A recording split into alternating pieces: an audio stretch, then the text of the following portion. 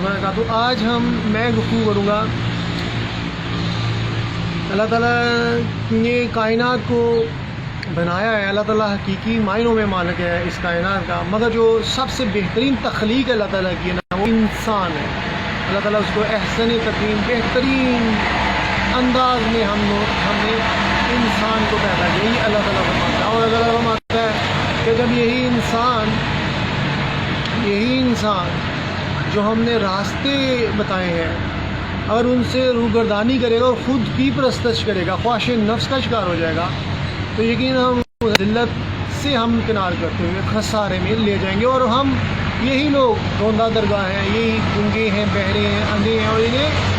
شعور نہیں۔ ان تمام چیزوں کا انسانی چیزوں پہ کیا اثرات پڑتے ہیں، انسان کی فزیکلی جسمانی طور پہ کیا اثرات پڑتے ہیں، روحانی طور پہ کیا اثر پڑتے ہیں، ان تمام باتوں کو جو میں نے ابھی بیان کی ہیں اللہ تعالیٰ کے احکامات کی روشنی میں وہ میں بیان کروں گا۔ اور دیکھا جائے تو اللہ تعالیٰ نے انسان کو مٹی سے پیدا کیا، مٹی سے بنایا گیا انسان، اور دیکھا جائے تو انسان حیران ہوتا ہے، ہم حیران ہوں گے کہ اللہ نے تو ہمیں تو مٹی سے بنایا ہے، مگر ہم میں تو یہ گوشت آ گیا اور اس کے علاوہ مختلف چیزیں ہیں ہم میں، تو یہ واٹ از دس۔ اب دیکھا جائے تو ایک طرف یورپ جو ہے وہ آئے دن نئی ایجادات کر رہا ہے، حتیٰ کہ انسان کی تخلیق کرنا چاہ رہے ہیں۔ وہ چاہ رہے ہیں کہ اس دنیا میں کو جو ہے نا وہ لافانی بنا دیا جائے، فنا نہ ہو، بلکہ وہ تو اس میں ہمیشہ کے لیے رہے، اور یہی نہیں حیات کا تصور بھی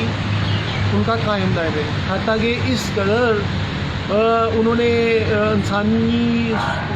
انسانوں کے حوالے سے وہ پیش رفت کی ہے کہ حتیٰ کہ وہ کوشش کر رہے ہیں انسانی جسام بنانے تو دور کی بات، وہ تو اس کوشش میں لگے ہوئے ہیں کہ روح کیسے پھونکی جائے تاکہ ایک آرٹیفیشل انسان جو خدا نے تو نہیں بنایا، جو بھی خدا سے ہٹ کے چیز بنے گی وہ آرٹیفیشلی تصور ہوگی، وہ اس تصور کی طرف جا رہے ہیں۔ اگرچہ اس کی وجہ یہ ہے کہ انہوں نے دنیا سے لو لگا لی، منافقت، مکاری، عیاری حاصل کر لی، اور وہ خدا کے خلاف لانے میں بغاوت کر دیا، اور جتنی خستہ حالی اور اخلاقی پستیوں کا شکار ہے، اور دنیا کو جنت انہوں نے تصور کرتے ہیں، تو وہ چاہتے ہیں کہ ان کی جنت میں قیام دائمی طور پہ مستقل طور پہ رہے، تاکہ وہ ان کی آسائشیں، ان کی خوشیاں کبھی بھی غموں میں تبدیل نہ ہوں۔ موت سب سے بڑا کام ہے، دوسرے کام جو ہے وہ وقتی ہوتے ہیں، مگر سب سے بڑا کام موت ہے۔ اس کے بعد محرومیاں ہوتی ہیں جس سے انسان بھاگتا ہے۔ تو اب ہم چاہتے ہیں کہ ہم دیکھتے ہیں کہ اللہ تعالیٰ نے انسان کو شعور کے لیے، آگاہی کے لیے انسان نہ بڑھ کے اللہ تعالیٰ نے انسان کو دو چیزیں دی ہیں، ایک انسان کو جسم اور ایک انسان کو روح۔ جسم و روح سے ہی انسان کا وجود ممکن ہے، اور انسان کیا اگر ہم احاطہ کرتے ہیں اس کے وجود کا، تو اللہ تعالیٰ نے اس کو شعور دینے کے لیے دل و دماغ کرتی ہے۔ اب اس کو مزید ہم اس کی تقسیم اگر کریں گے تو اللہ تعالیٰ نے انسان کو جو حواس خمسہ دیے ہیں تاکہ انسان اچھائی اور برائی کی تمیز کر سکیں، جیسے آنکھیں ہیں، زبان دی ہے، چکھنے کی حس، سننے کے لیے کان دیے ہیں اللہ تعالیٰ نے، دیکھنے کے لیے آنکھیں دی ہیں اچھائی برائی کی تمیز کرنے کے لیے۔ اس کے علاوہ اللہ تعالیٰ نے عقل و شعور دیا ہے دماغ کی صورت میں آپ کو، اور یہی نہیں ہے، اللہ تعالیٰ نے آپ کو دل بھی دیا، دل بنا بھی کر خدا سے طلب، آنکھ کا نور، دل کا نور، اور یہ دل زندہ ہے جب تک دل بیدار پیدا کر، دل بیدار فلوکی، دل بیدار قراری، دل خوابدہ ہے جب تک، نہ تیری ضرب ہے کاری نہ میری ضرب ہے کاری۔ بعض اوقات آنکھیں بھی دھوکہ کھا سکتی ہیں، اور وہ چیزیں جو پس پردہ حقائق ہمیں بہت بہترین نظر آ رہے ہوتے ہیں، حقیقت میں وہ مرحلہ کیا خوش آمدیوں نے یا منافقین نے پھندے تو نہیں لگائے ہوئے، تو وہ پھر دل سے پتہ چلتا ہے، دل احساس کے ذریعے پیدا کرتا ہے، اور ایمان کی روشنی انسان کو بھٹکنے سے جاتی ہے۔ اور ایک سب سے بڑی چیز جو اللہ تعالیٰ نے رکھی ہے کہ انسان، اللہ ایک طرف رحمان کی طاقت ہے اور ایک طرف شیطان کی طاقت ہے، شیطان کامیاب نہ ہو اللہ تعالیٰ نے ایمان کی دولت دی کہ انسان ایمان کی روشنی سے اچھائی برائی کی تمیز کرے. ظاہری اسباب بھی دے دیے جیسے آنکھ کان سور دے دیے. اس کے علاوہ آپ کو ایمان کی روشنی دے دی. ایمان کے ذریعے آپ محسوس کریں گے. اور یہی نہیں ہے, دل میں اللہ تعالیٰ کے پیغامات اترے ہوتے ہیں ان دلوں پہ, ہر دل پہ نہیں بلکہ جو ہدی للمتقین, ہدایت متقین, جو پکیزہ ہے, جو اخلاق حسنہ پہ قائم پکیزہ شخصیات ہیں, یک رنگ شخصیات ہیں, جو منافق نہیں ہیں, بد کردار نہیں ہیں, ان پہ اللہ تعالیٰ کرم فرماتا ہے. اور یہ کہتا ہے یہ میرے دوست ہیں, ان کے دنوں پہ الہام اتریں گے اور یہ پھر لوگوں کے مسیح اور نجات دہندہ ہوں گے, لوگوں کو ہر طاغوتی طاقتوں سے بچائیں گے جو شیطانیت کے ہاتھوں, جنہوں کو شیطان یرغمال بنایا ہے. تو اب جیسا اب میں اپنے اصل موضوع کی طرح ہوتا ہوں کہ عشق کا مقام کیسے اشکارا ہوتا ہے, اور یہ ذات پات رنگ نسل کی جو تفرقے کیوں پڑتی ہیں, فرقہ واریت کیوں پروان چڑھتی ہے, اس طرح تقسیم در تقسیم کی ہوتی ہے. اس کی وجوہات یہ ہیں کہ جب آپ اخلاق حسنہ آپ کے پاس نہیں ہوتا تو آپ چونکہ شیطان کو نے آپ کو ہائی جیک کیا ہے, آپ حاسدین میں شمار ہوتے ہیں, آپ کریکٹر لیس ہیں, آپ کم ضعف ہیں, تو پھر کیا ہوتا ہے کہ شیطان آپ کو انسانی کی تذلیل کی استعمال کرتا ہے. کوئی سیاستدان غلط نظریہ پھیلا کے انسانی کی تذلیل کرتا ہے. اس طرح کوئی مذہبی اسکالر کوئی کسی بھی حوالے سے دیکھا جائے تو غلط قسم کے نظریات پھیلا کے اپنا ایجنڈا سیٹ کرتا ہے, پیسے بٹورتا ہے اور لوگوں کو بیوقوف بنا رہا ہوتا ہے. جبکہ اسلام کہتا ہے کہ اپنی زبان و ہاتھ سے محفوظ دوسروں کو کرو. اس طرح جتنے بھی غیر مذاہب ہیں, اب چونکہ اسلام آ گیا تو اسلام ہی سچا مذہب ہے, جتنے بھی غیر مذاہب ہیں وہ جو ہے وہ باطل تصور کیے جائیں گے, مگر سچائی کی راہ کی تلاش کے لیے اسلام ان کو سوچنے کا موقع دے کہ جو پکیزہ ہیں, جو اچھے ہیں, جو اخلاق حسنہ پہ قائم ہیں, تو اللہ ان کو بھی توفیق دیتا کہ وہ مسلمان ہو جائیں. ہو اگر عشق تو کفر بھی, مسلمانی نہ ہو تو مسلمان بھی کافر نہیں. اور ایسے مسلمان جو اخلاق حسنہ پہ قائم نہیں ہوں گے تو وہ خدا کی بارگاہ سے بھی پرے چلے جاتے ہیں, کیونکہ ان کے اخلاق اچھے نہیں ہیں, وہ پکیزہ نہیں ہیں. اور جو پکیزہ ہوں گے کافر بھی ہوں گے تو مسلمان ہو جائیں گے. اگر ان پکیزہ نہیں ہیں تو مسلمان بھی اسلام سے خارج ہو سکتا ہے. کوئی یہ اتھارٹی نہیں ہے کہ آپ نے زبان سے کہہ بھی دیا لا الہ الا اللہ تو کیا اصل دل و نغام مسلم نہیں تو کچھ بھی نہیں. اصل میں اپنے پیغام کی طرف آنے جا رہا ہوں. عشق کے مقامات کیسے اب دیکھا جائے تو جسم اور روح کے پر مبنی انسان ہوتا ہے. تو تسبیح پھری تے دل نہ پھریا, کی لینا تسبیح پھڑ کے ہوں, تو اسی طرح چلے کٹے تے رب نہ ملیا, ٹھیک کرنا چلے کر کے ہوں. حق بہو سرکار ہے جو کہتے ہیں ایک دم غافل سو دم غافل. غفلت کیوں شکار ہوتی ہے, اللہ کے خلاف انسان اعلان بغاوت کیوں کرتا ہے, سچائی پہ انسان کاربند کیوں نہیں رہتا, اور اللہ تعالیٰ کے بھیجے ہوئے مرسلین پیغمبروں کو کیوں قتل و غارت کی گئی قوموں نے, اور صوفیہ اعظام کا مقام اس قدر بلند کیوں ہوتا ہے. یہ ساری چیزیں آج کی ویڈیو میں ہوں گی. اب انسان جسم و روح پہ مبنی ہے, تو جب انسان اپنے شعور کے خلاف کام کرتا ہے, یعنی ایک انسان کو پتہ چلا کہ یہ غلط چیز ہے, مگر پھر بھی ایسا دیکھی جائے گی جو وہ ایک غلط چلتا ہے, یعنی کہ سچ نہیں بولتا. شراب نوشی اللہ نے منع کیا, انسان شراب پیتا ہے, سستی غفلت میں جاتا ہے, اللہ تعالیٰ ہے غافل کو نقصان نہیں کرتا. اسی طرح کوئی جتنے بھی معاشرتی برائیاں ہیں ان میں ملوث ہوتا ہے تو وہ اللہ تعالیٰ کی بارگاہ سے دور کیوں ہو رہا ہوتا ہے, آج ہم اس ویڈیو میں بیان کریں گے. اللہ تعالیٰ نے انسان کے جسم میں ایسا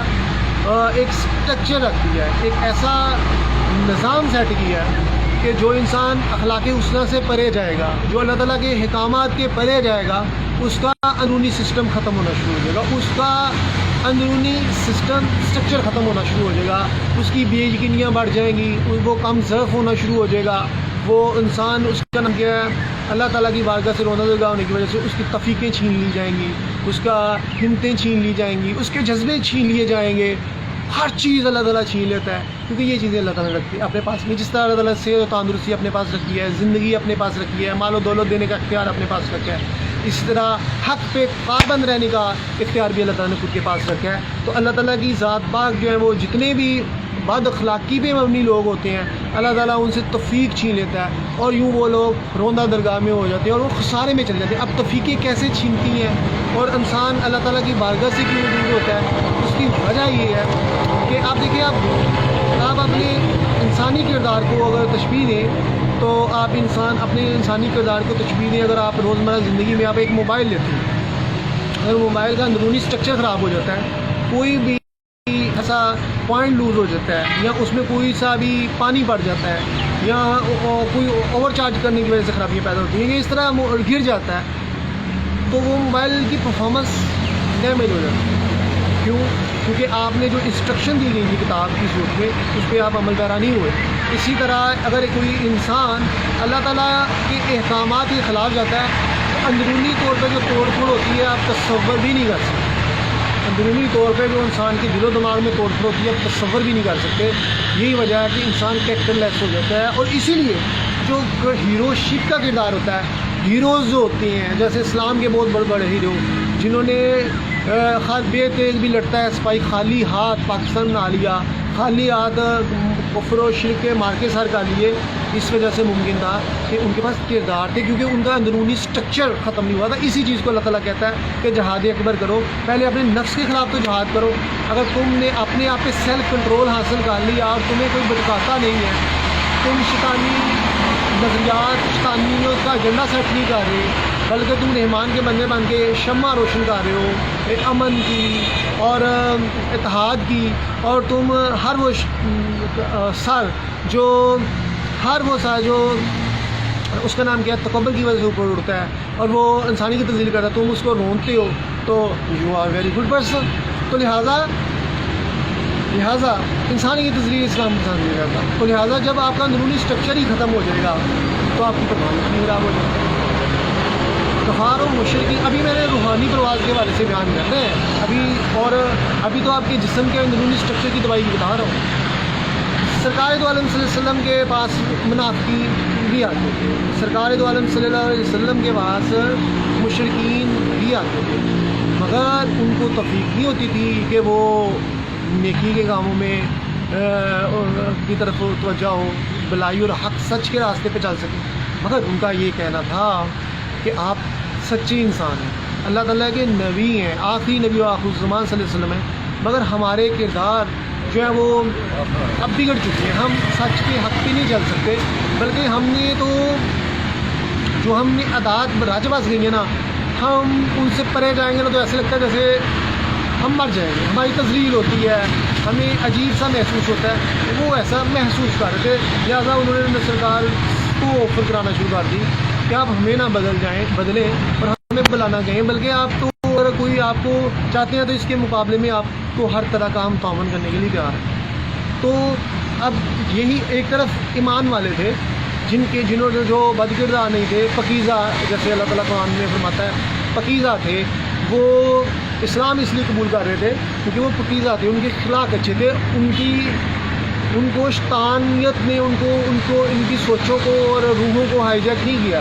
لہٰذا وہ ان میں استقامت تھی، وہ زمانہ جاہلیت میں بھی برے نہیں تھے، اور بعد میں جو تھوڑے بہت برے ہوں گے انہوں نے کلمہ پڑھ لیا، پر جو بہت زیادہ برے ہو گئے کہ وہ قتل و غارت میں، شراب نوشی میں، فحاشی میں، بدکاری میں جنہوں نے پی ایچ ڈی کی ہوئی تھی، ان کے لیے بدلنا ناممکن تھا۔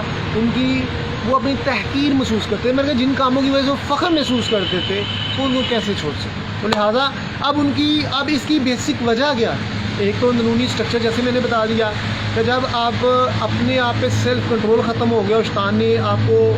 کو ہائی جیک کر لیا، اب شیطان کے نظریات پہ جا رہے ہیں، تو اب چونکہ ایک شخصیت نے اپنا سب کچھ شیطان کے حوالے کر دیا ہے، تو دوسری طرف اسلام کہتا ہے کہ آپ چار کل پڑھو، آیت الکرسی پڑھو، اللہ کی مدد مانگو اور صدقہ خیرات کرو، انسانیت سے اچھا سلوک کرو، صلہ رحمی کرو، تاکہ تم شیطانیت کا جھنڈا سیٹ نہ کرو۔ اب دیکھا جائے تو مگر یہ ہے حق کا پرچم بلند کرو، جو برے ہیں ان کو راہ راست پہ لے کے آؤ تاکہ معاشرے میں جو حیوانیت برباد نہ کرو۔ تب ان کی روحوں کو ہائی جیک کیا ہوا تھا۔ روح کا کردار کیا ہے وہ بھی میں بتاؤں گا عشق کے والے سے۔ اب چونکہ شیطان نے اس کی روحوں کو ہائی جیک کر لیا، اب وہ حق پہ نہیں آ سکتی، لہٰذا وہ روندہ درگاہ ہو گئے، اور ایک طرف سرکار دو عالم صلی اللہ علیہ وسلم کی جو ہیں وہ رحمتیں اللہ تعالیٰ آپ سرکار پہ نازل فرما رہا ہے، اور آپ کی نگاہ سے لوگ کلمہ پڑھ رہے ہیں، اور دوسری طرف اللہ تعالیٰ کی رحمتیں کیونکہ آپ اللہ تعالیٰ کے نائب ہیں، اللہ تعالیٰ کے بھیجے ہوئے ہیں، اور ہدایت آپ کے ایک طرف آپ عقلی طور پہ لوگوں کو اس کا نام کیا ہے ہر وہ جو شیطان کے پھندے ان کا خاتمہ کر رہے ہیں اور لوگوں کو یقین کی طرف لے کے جانا چاہتے ہیں، دوسری طرف جو ایک اللہ تعالیٰ کے نمائندہ ہونے کی وجہ سے جو آپ کی نگاہ کی تاثیر تھی اس وجہ سے لوگوں کے ایمان میں اضافہ کرنا چاہ رہے ہیں، اور تیسری چیز جو تھی وہ موضوعات ظاہر ہونا، کہ پتہ چل جائے کہ جو لوگ افسانے تراشے ہیں اور ابھی بھی لوگ عقل کے اندر آئیں گے ان کو یقین نہیں آ رہا، تو کیسی ایسی انہونی کرنا کہ جس کی وجہ سے ان کو یقین آ جائے کہ واقعی یہ اللہ کا بندہ ہے، اور ان کو یقین بھی آگے یہ اللہ کے بندے ہیں، مگر پھر بھی استقامت نہیں ہے کیونکہ ان کی سوچوں کو روحوں کو شیطانیت میں ہائیجیک کیا ہوا ہے، اور اس لیے وہ روندہ درگاہ اب ان کے پاس کی بات نہیں ہے۔ اور اسی طرف میں نے جیسے شروع میں بتایا کہ یہی لوگ خسارے میں ہیں، یہی ہیں گونگے اندھے، اور جو ذاکرین ہیں وہی حقیقی معنوں میں زندہ ہیں، وہ ذاکرین جو پکیزہ اور اخلاق والے۔ اگر آپ میں اخلاق نہیں ہے اور پکیزگی نہیں ہے اور سیلف کنٹرول نہیں ہے تو آپ سمجھ لیں کہ آپ خوش فہمی کا شکار ہیں، جتنی مرضی آپ عبادت کر لیں، جتنی مرضی آپ نمازیں پڑھ لیں، جتنی مرضی آپ چلے کر لیں، آپ کو کچھ فائدہ نہیں ہوگا۔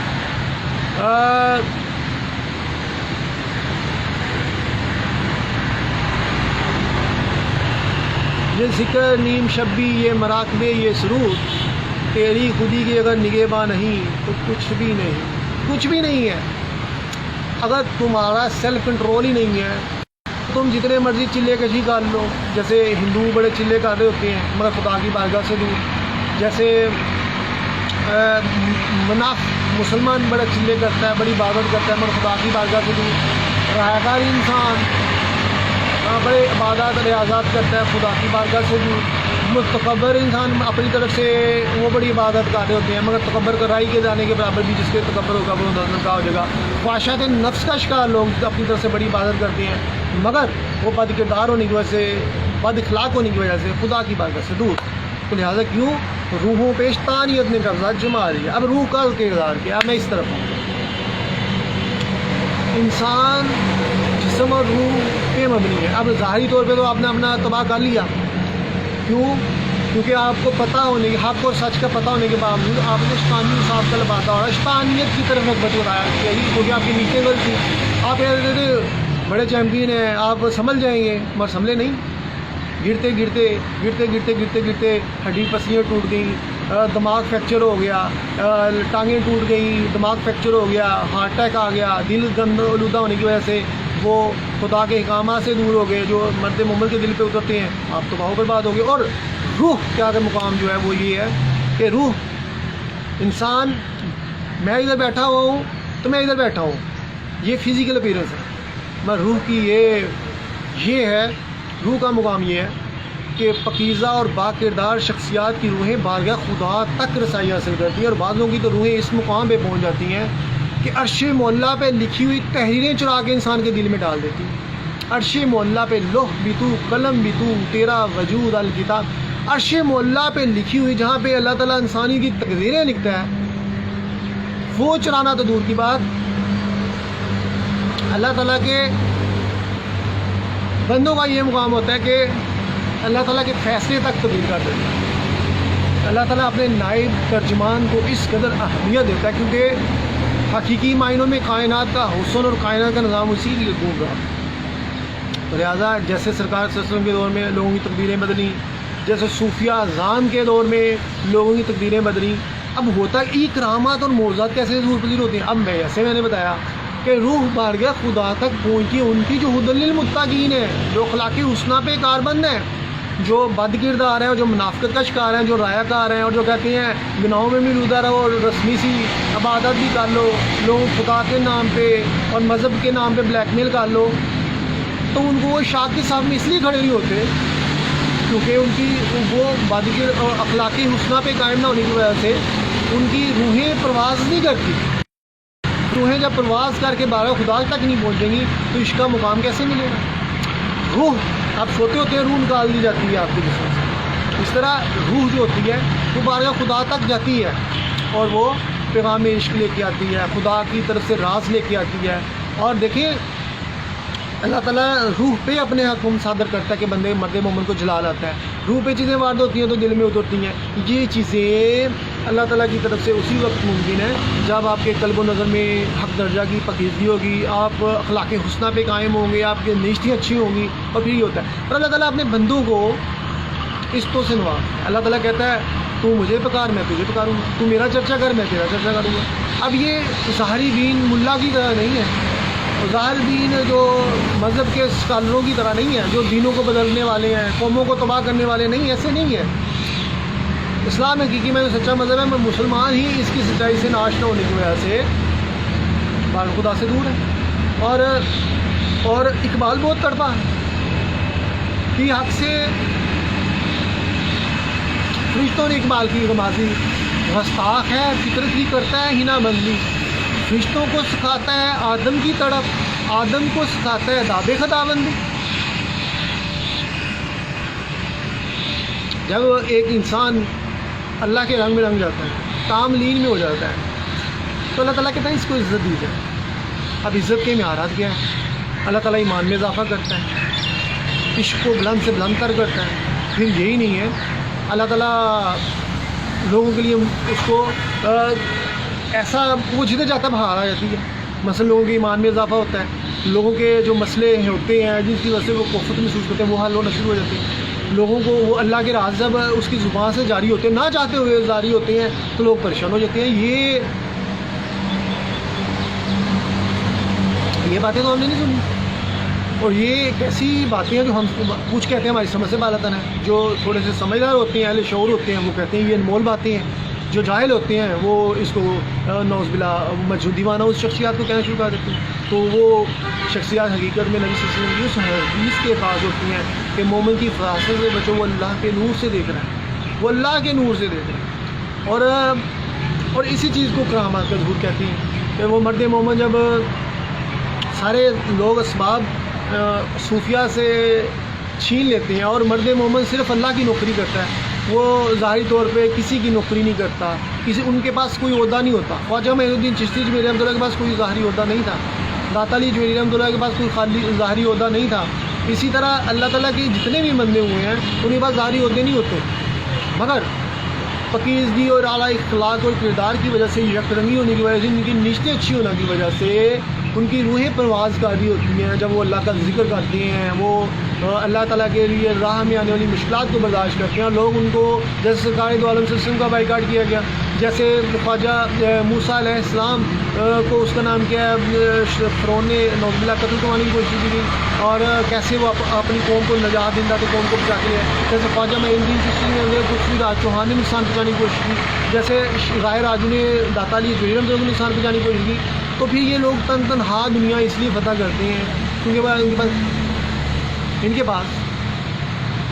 کردار کی خوبصورتی ہوتی ہے, اور پکیزہ اور ہدی للمتقین. پورے قرآن کا مفہوم ہدایت ہی متقیوں کے لیے کہ چاہے وہ کافر ہیں چاہے مسلمان ہیں, انہی کو ہدایت ہے. اور کافر جو ہوتے ہیں وہ مسلمان ہو جاتے ہیں, جو مسلمان ہیں وہ عشق کے بلند تر مقام پہ فائز ہوتے ہوئے مومنین کا مقام اور اللہ کے ولی بننے کا مقام اشکارا ہوتے ہیں. اور اسی وجہ سے حق آ جاتا ہے اور باطل بھاگ جاتا ہے. تو پھر جب ساری اللہ کی خاطر وہ بندہ بول رہا ہے اور اس کی راہ میں لوگ رکاوٹیں پیدا کریں گے کہ وہ لوگوں کو کہہ رہے ہیں اخلاقی حسنہ اختیار کرو, انسانی کی تذلیل نہ کرو, لوگوں کو اپنی زبان و ہاتھ سے کسی کو زا نہ دو, اور شیطان کا ایجنڈا سیٹ نہ کرو, بد کرداری کی طرف نہ جاؤ. تو جب ایسے اور حق کی طرف آ جاؤ تو ایسے لوگوں کو جب لوگ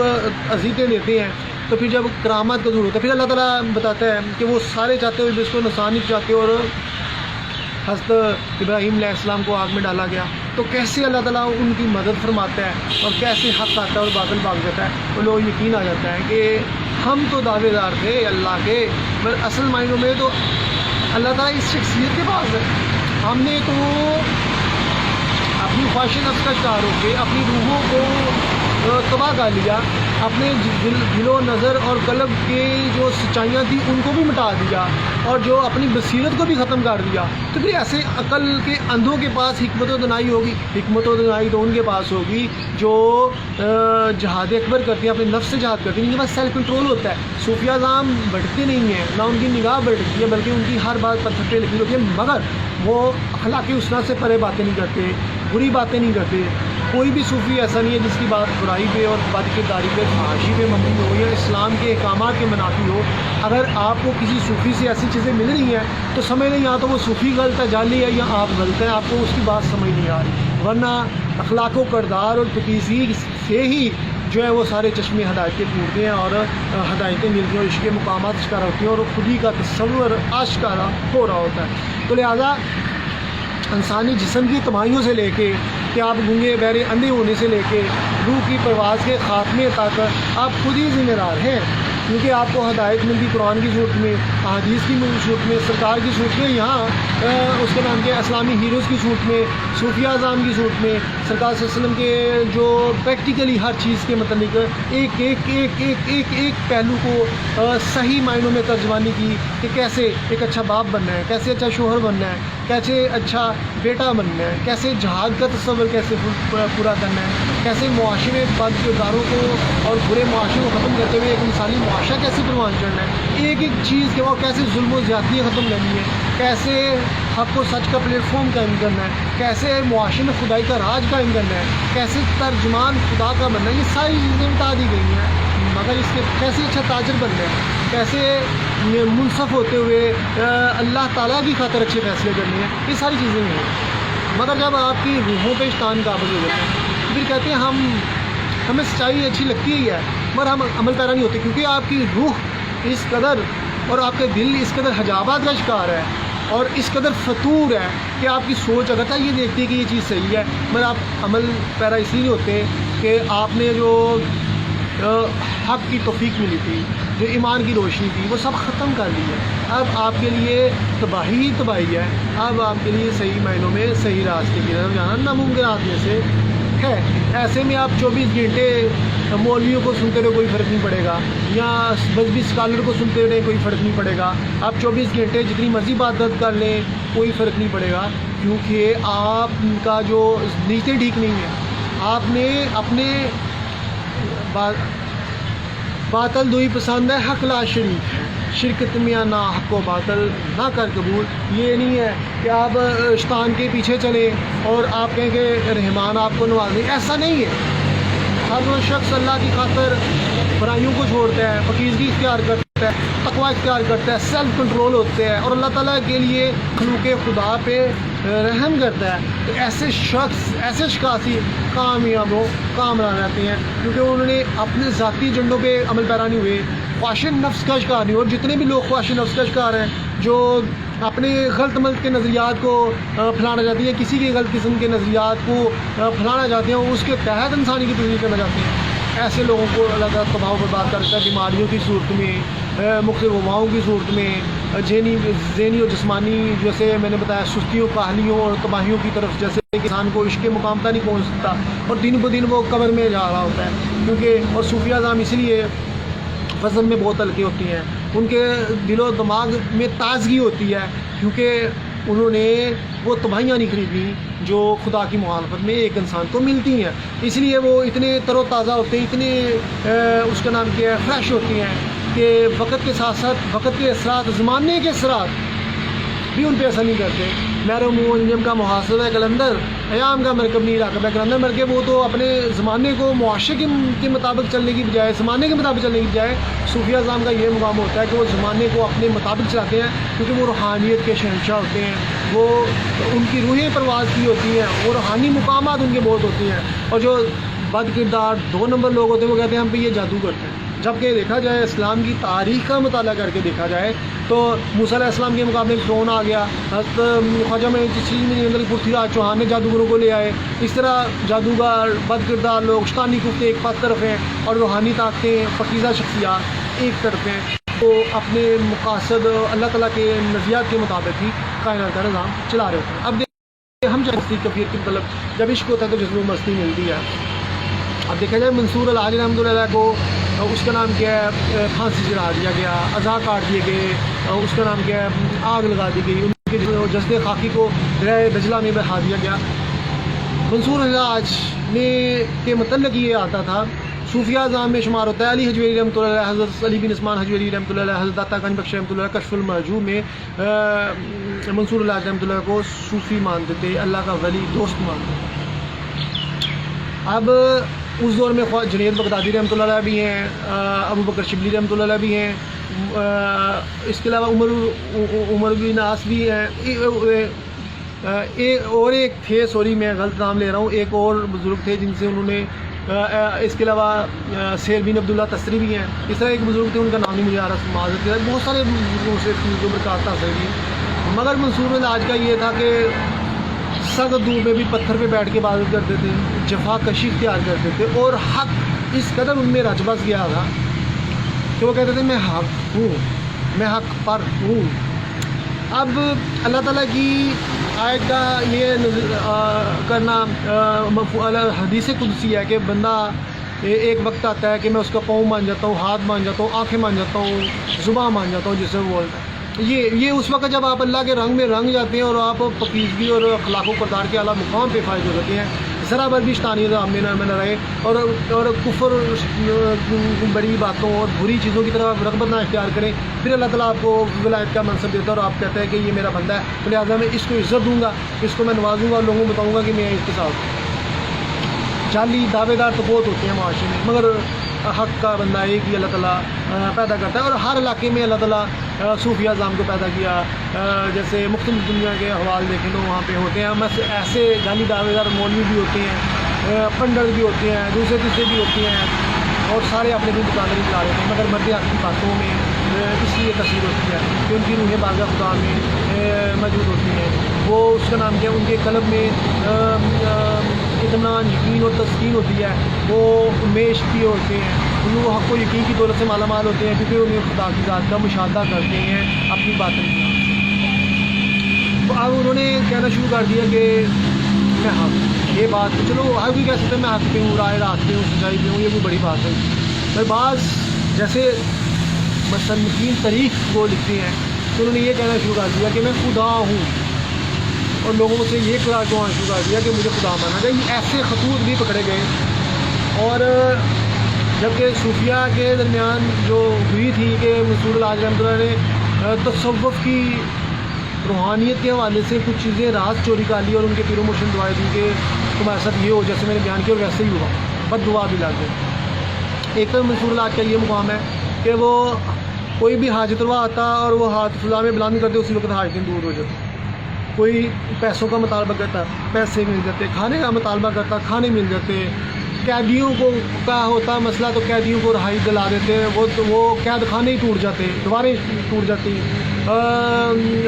آتش پرستوں کا جو آتش گدا تھا وہ بجھ گیا، آپ نے ایسے اپنے چادر کو جھاڑا اور وہ آگ بجھ گئی، وہ رونا شروع ہو گیا، وہ ہمارا مذہب ہی آپ نے ختم کر دیا، معاف کر دیں، ایسا کیوں کیا، یہ وہ اس طرح کی بھی روایات آپ کو مل رہی ہوتی۔ اب ایسے خطوط کہ انہیں لکھ دیا کہ میں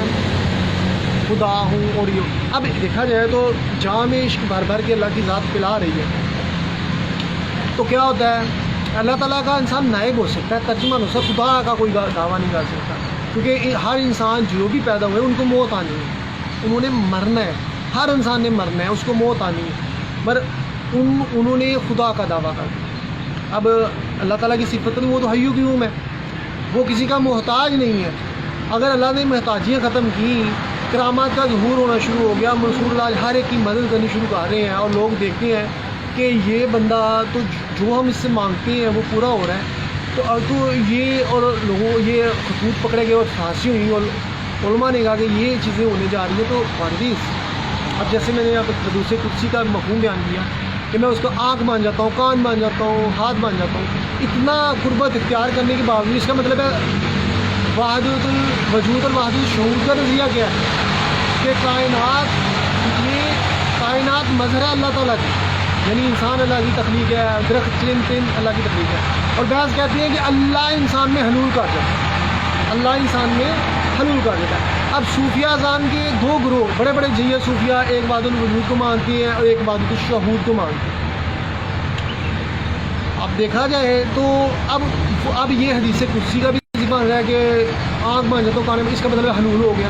اللہ تعالیٰ جو ہے وہ انسان کی ذات میں حلول کر جاتا ہے۔ اب یہ چیزیں بھی جو ہے وہ اس کا نام کیا ہے یہ چیزیں بھی اس کا نام کیا ہے، وہ ایک چیز تھی کہ وہ ان کو یہ ہونا شروع ہو گیا کہ لوگوں کو یہ لوگوں کی حجاب دور کر رہے ہیں اور دوسروں کی جو حلول کا تصور، مگر اس کے ان تمام عنایات کے باوجود انسان خدا نہیں بن سکتا، کیونکہ اور واللہ عالم یہ خطوط صحیح ہے کہ غلط ہے، یہ بھی اس کے متعلق کچھ نہیں کہا جا سکتا۔ اور مگر جو جامع عشق پینے کو مل رہے تھے اور جو جامع عشق کی حقیقت تھی وہ بھی ڈکی چھپی نہیں تھی، تو لہٰذا وہ انہوں نے جو خدا کا جو ہے یہ کہنا، یہ اس کا نام کیا یہ خطوط صحیح تھی یہ غلط ہے، یہ ابھی اس کوئی مستند روایت نہیں ہے، مگر مختلف چیزیں وہ جو مصنف ہے طریق ہے ان نے اس حوالے سے بیان کی۔ تو لہٰذا اب جیسے میں کہوں کہ میں خزانے کا مالک ہوں تو میں خزانہ نہیں بن سکتا، میں خزانے کا مالک ہوں تو میں خزانہ نہیں بن سکتا۔ ہاں جب یہ دولت ختم ہو جائے گی تو میں